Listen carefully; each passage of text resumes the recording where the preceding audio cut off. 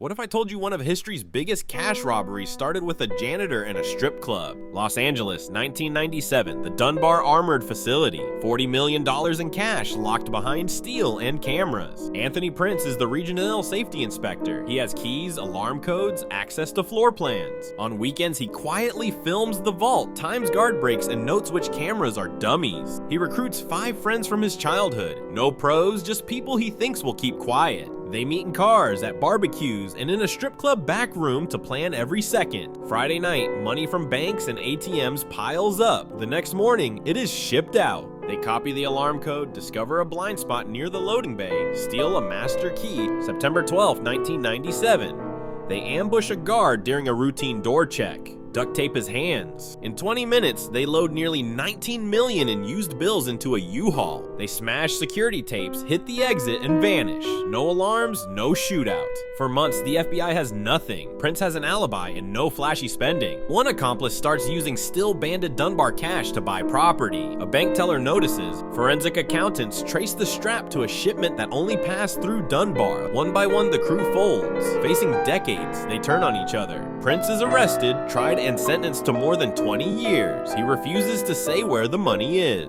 The Dunbar robbery is studied in law enforcement academies, and the missing millions are still unaccounted for.